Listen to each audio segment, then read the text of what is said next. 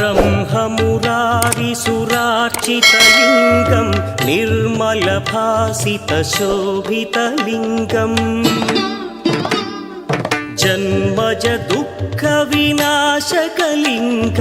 तत्प्रणमामि सदा शिवलिङ्गम् देवमुनिप्रवरार्चितलिङ्गं कामदहन करुणाकरलिङ्गम् रावणदर्पविनाशकलिङ्गं तत्प्रणमामि सदा शिवलिङ्गम्